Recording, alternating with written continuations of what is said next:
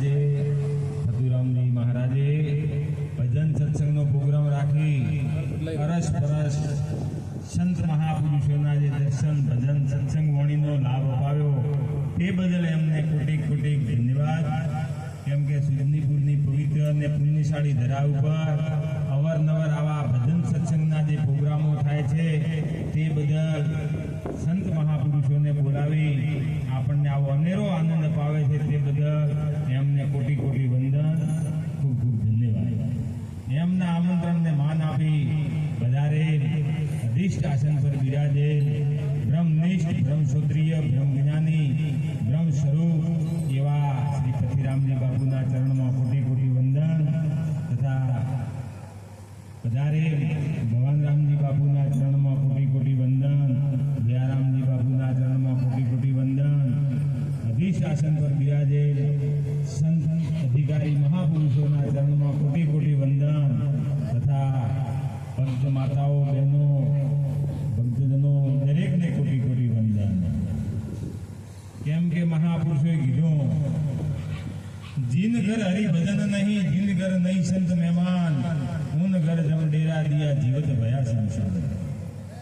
કરોડોની સંપત્તિ હોય પણ જ્યાં હરિનું ભજન નથી, સંતોનું આવાગમન નથી, ત્યાં તો મહાપુરુષોએ જીવતો શમશાન સ્વરૂપ ગણ્યું છે। મહાપુરુષોએ કીધું જીવન જોબન રાજ ધન અવિચલ રહેવે ને કોઈ, જો દિન જાવે સત્સંગ में जीवन का फल सोए।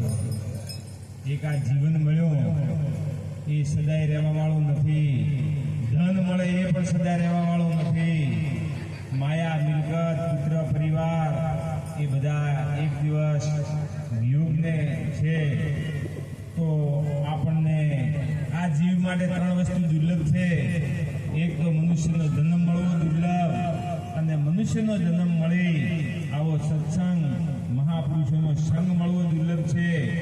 અને આપણને પણ મનુષ્યનો જન્મ મળ્યો, સંત મહાપુરુષોનો સંગ પણ મળ્યો, અને સંગ મળી સત્સંગ મળી અને પોતાનો જે ઈચ્છા થવી કે જન્મ મરણમાંથી મુક્ત થવાની જે ભાવ જાગે એ અતિ દુર્લભની વાત છે। તો એવો ભાવ જાગી અને જે મહાપુરુષ સદગુરુ ચરણે ગયા અને ગુરુ મહારાજના ચરણે રહી અને આત્મજ્ઞાનની નિજ સ્વરૂપની એ વાત જાણી એમને ખૂબ ખૂબ ધન્યવાદ છે। તો નરસિંહ મહેતા પણ એ જ બોલ્યા, જહાં લગી આત્મ તત્વ ચીન્યો નહીં, તહાં લગી સર્વ સાધના જૂઠી, મનુષ્ય જન્મ પૂરો ફેલ ગયો જેમ માવઠાની દુષ્ટિ બૂઠી। તો આપણે પણ આત્મજ્ઞાનની વાત સદગુરુ મહારાજે સમજાવી હોય તો સમજવી એ સહેલી છે, પણ એ સમજણમાં રહેવું અને એને નિભાવવું એ કઠિન છે। તો એ નિભાવવા માટે કરીને આવા મેળાવડા રાખવા પડે, આપણે સંતોના ચરણે જવું પડે, દાસ બની ગુરુને આધીન થઈને રહેવું પડે। ઊંચા ઊંચા સબ કોઈ ચાલે, નીચા ચાલે ને કોઈ, એક વાર જો નીચા ચાલે वो सबसे ऊंचा હોય। મીઠા મીઠા સબ કોઈ પીવે, કડવા પીવે ને કોઈ, એક વાર જો કડવા પીવે તો सबसे મીઠા હોય। કેમ કે આપણને રોગ થયો હોય તો કડવી દવા પીવી પડે, કડવી દવા પીવાથી એ દવા પી અને એની પરેજી કરી પાડવી પડે, ન કે હમ ઉલટી પડે। એમ સદગુરુ મહારાજે આપણને એવી ઔષધિ પાઈ અને એની 5 પ્રતિજ્ઞા આલી એની કરી પાળવાનો, આપણને જો પાળવામાં આવે તો જ એ દવા આપણી કારગર થાય।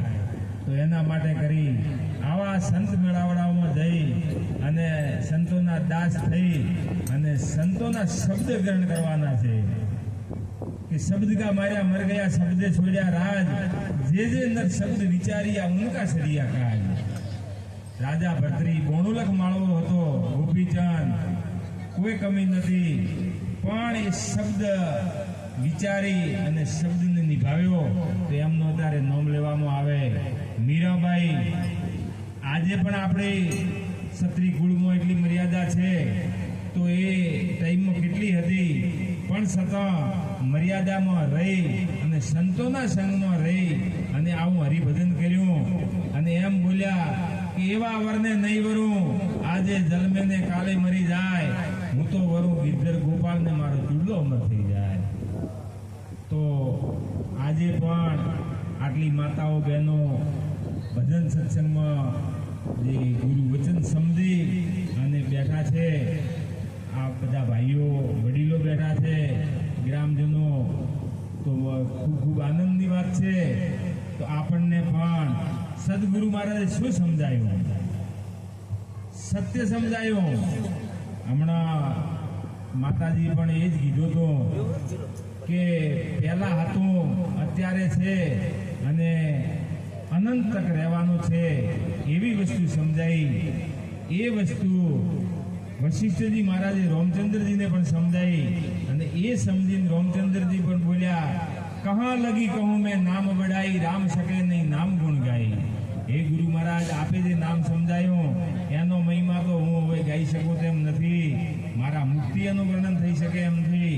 તો રામચંદ્રજી પણ એ વર્ણન ન કરી શકે. એ વર્ણન સદગુરુ મહારાજે જો વાણી ન પોકે નિર્વાણી પદની વાત આપણને સમજાઈ હોય તો એ સમજણમાં લક્ષ્યમાં જો કદાચ આપણે રાખી અને અહોનિશ એની યાદીમાં રહેવાનું છે. યાદી ત્યાં આબાદી, ભૂલ્યા ત્યાં બરબાદી. તો એ યાદીમાં રહી સદગુરુ મહારાજના ચરણમાં રહી અહોનિશ આનંદમાં રહેવાનું છે. હવે સમય મર્યાદિત હોય, આપણે તો મહાપુરુષોને બાપુને સાંભળવાના છે. આટલો કઈ વાણીને વિરામ આલો. બોલો સદગુરુ મહારાજ.